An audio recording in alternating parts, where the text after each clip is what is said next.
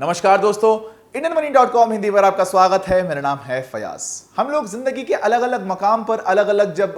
चरणों से गुजरते हैं, जब हम लोग पढ़ाई कर रहे होते हैं, जब हम लोग इंटर्नशिप कर रहे होते हैं, जब हम लोग हमारी पहली जॉब हमें मिलती है, इन सारे मुकाम पर एक जो चीज कॉमन होती है वो होता है कि हम लोग एक हो सकता है एक बैंक अकाउंट मेंटेन करें। जब हम लोग अपने अपने गांव से शहर आते हैं पढ़ाई करने के लिए, आंखों में सपने और अटैची में कपड़े लिए, तब हमारे पेरेंट्स हमारे कपड़ों के साथ साथ बुक्स के साथ साथ हमें एक बैंक अकाउंट भी खोल कर देते हैं, जिस बैंक अकाउंट में बेसिकली हमारे महीने का खर्च आता है। इसके बाद जब हमारी इंटर्नशिप लगती है तब भी हमें एक नया बैंक अकाउंट खोलना पड़ता है, डिपेंडिंग ऑन द कंपनी जहां पर आप काम कर रहे हैं। फिर उसके बाद जब पहली नौकरी लगती है तब भी हमें शायद एक नया बैंक अकाउंट खोलना पड़ जाता है। तो बेसिकली होता यह है कि जैसे जैसे आपके बैंक अकाउंट्स बदलते जाते हैं, तो जो आपका करंट बैंक अकाउंट होता है वो बेसिकली वो बैंक अकाउंट होता है जो कि आपका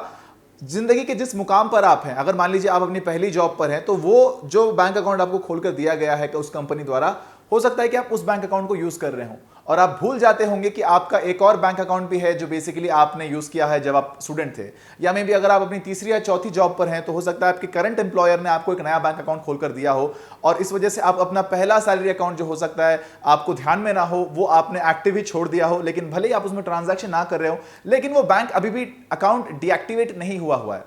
तो बेसिकली ऐसा आपको नहीं करना चाहिए और आज के वीडियो में हम लोग डिटेल में चर्चा करेंगे कि क्यों आपको अपने बैंक अकाउंट्स को जिनको आप इस्तेमाल नहीं कर रहे हैं उसको आपको डीएक्टिवेट कर देना चाहिए। तो चलिए बिना किसी देरी के सीधा पॉइंट पर आते हैं। सबसे पहला रीजन जो आपको अपना बैंक अकाउंट को डीएक्टिवेट कर देना चाहिए वो इसीलिए क्योंकि सैलरी अकाउंट को कई बार बैंक्स अगर उसमें ट्रांजैक्शन ना हो रहा हो तो उससे सेविंग्स बैंक अकाउंट में तब्दील कर देते हैं। जी हाँ, सैलरी अकाउंट में जैसे कि हम सभी को पता है कि कोई मिनिमम बैलेंस मेंटेन करने की जरूरत नहीं होती है और हमको बेसिकली जितना भी पैसा आ रहा है हम उसको पूरी तरह निकाल सकते हैं। लेकिन सेविंग्स बैंक अकाउंट में उसके विपरीत आपको एक सर्टेन मिनिमम बैलेंस मेंटेन करना पड़ता है। अब देखिए, आपने अपनी जॉब बदल दी है, अब आप नए जॉब पर आ गए हैं, अब आप उस बैंक अकाउंट से आपको कोई लेना देना नहीं, उस कंपनी से आपको कोई लेना देना नहीं है। लेकिन बैंक्स को हो सकता है आपने इसके बारे में जानकारी ना दी हो कि मैंने अपनी जॉब स्विच कर ली है और आपने अपने बैंक्स को जाके ये ना बताया हो कि ये बैंक अकाउंट को आप बंद कर दीजिए। तो उस वजह से होता है कि जब कुछ एक महीने के बाद में देखती है बैंक्स के यहाँ इस पर्टिकुलर सैलरी अकाउंट में कोई ट्रांजैक्शन नहीं हो रहा है, तो बैंक्स उस सैलरी अकाउंट को एक सेविंग्स बैंक अकाउंट में तब्दील कर देती है, जिसके तहत अब आपको उसमें मिनिमम बैलेंस मेंटेन करना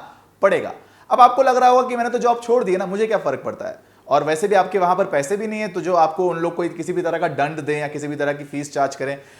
उन लोग दंड दे सकते हैं, उन लोग फीस चार्ज कर सकते हैं, क्योंकि ये इस चीज का प्रभाव आपके ओवरऑल बैंकिंग पोर्टफोलियो पर पड़ता है। जब भी आप आगे इन फ्यूचर लोन वगैरह लेने के लिए जा रहे हो या फिर किसी भी तरह के ट्रांजैक्शन करने के लिए जा रहे हो, तो जब बैंक्स आपकी पुरानी हिस्ट्री निकाल कर देखती तो देख सकती कि इस बंदे ने इस बैंक में डिफॉल्ट किया हुआ है। डिफॉल्टर की उसके ऊपर एक तरह का लांछन लग जाता है आपकी प्रोफाइल पर, आपके क्रेडिट स्कोर पर भी इसका बुरा प्रभाव पड़ सकता है। तो इसीलिए कोशिश करें कि जब भी आप अपनी नौकरी बदलें, जब भी आप अपने किसी भी कारणवश बैंक अकाउंट को बदलें, तो अपने पुराने खातों को बंद करना कभी ना भूलें। अगली जो गलती आप लोग करते हैं वो ये है कि अगर आप 2-3 बैंक अकाउंट्स मेंटेन करते हैं तो बेसिकली मान के चलिए कि हर एक बैंक अकाउंट में आपको एक सर्टेन अमाउंट का मिनिमम बैलेंस मेंटेन करना पड़ता है। मान के चलिए कि आपके पास 5 बैंक अकाउंट है और आपको हर एक बैंक अकाउंट में अगर 10,000 रुपए मेंटेन करना पड़ रहा है, अगर आप 50,000 रुपए के आसपास के अमाउंट रखते हैं, तो ऐसे में हो रहा है ये है कि आपका जो इंटरेस्ट कमाने का मौका है ना बैंक से, वो आप गवा रहे हैं, क्योंकि आपको हद से 2 या 3% का इंटरेस्ट मिल सकता है। लेकिन उसी पैसे को अगर आप अलग अलग बैंक्स में रखने की बजाय सिर्फ एक ही बैंक अकाउंट में रखें, जहां पर आपका मिनिमम आप 10,000 रुपए डालकर रखें, जो कि आपका मेन सेविंग्स बैंक अकाउंट है,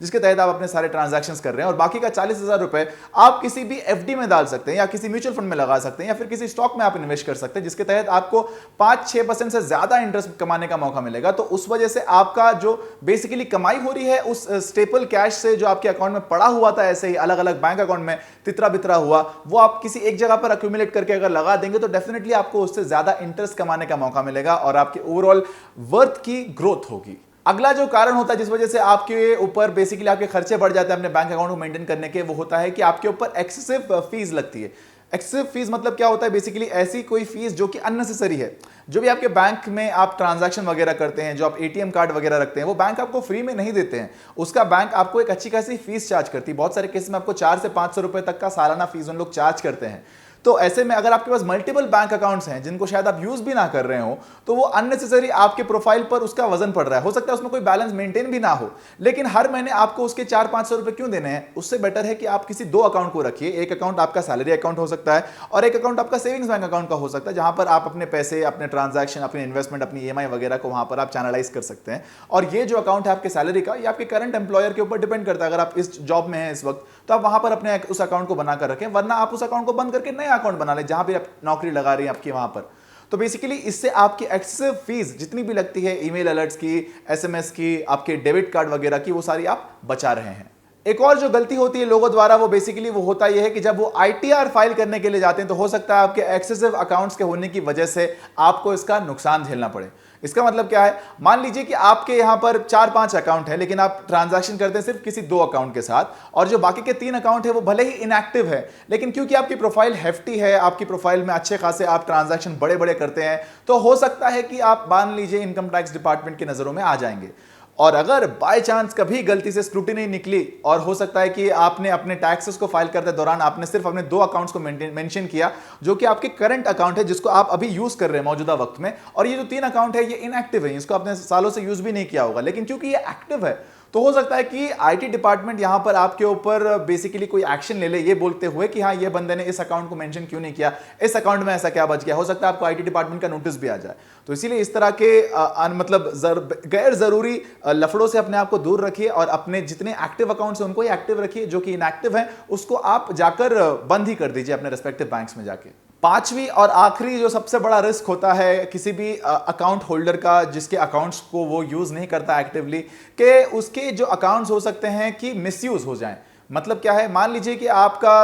एक एक्स बैंक में आपका एक अकाउंट है जो काफी दिन से बंद पड़ा हुआ है, जिसके बारे में कोई भी ट्रांजैक्शंस आप नहीं कर रहे हैं, जिसको आप एक्टिवली यूज भी नहीं कर रहे हैं, लेकिन हो सकता है कि उसमें गलती से कुछ एक बैलेंस अमाउंट बचा हो, जिस वजह से वो अकाउंट आज भी एक्टिव हो। तो हो सकता है जो हैकर्स हैं या फिर बैंक के ही कोई एम्प्लॉयज हो सकते हैं कि उस पर्टिकुलर अकाउंट को किसी अलग गैर कानूनी पर्पस के लिए, गैर कानूनी मंसूबों के लिए इस्तेमाल करें, जिस वजह से आपके ओवरऑल ट्रांजैक्शंस पर, आपके प्रोफाइल पर इसका असर पड़ सकता है। मान लीजिए कल के दिन किसी ने कोई किडनैपिंग कर ली और बोल दिया कि हाँ, इस पर्टिकुलर अकाउंट में मेरे जितनी भी रैंसम मनी है आप वहां पर डालें। हो सकता है कि किसी हैकर ने आपके अकाउंट को हैक भी कर लिया हो। तो ऐसे में आपके ही डिटेल्स है ना उस अकाउंट नंबर पर, उसके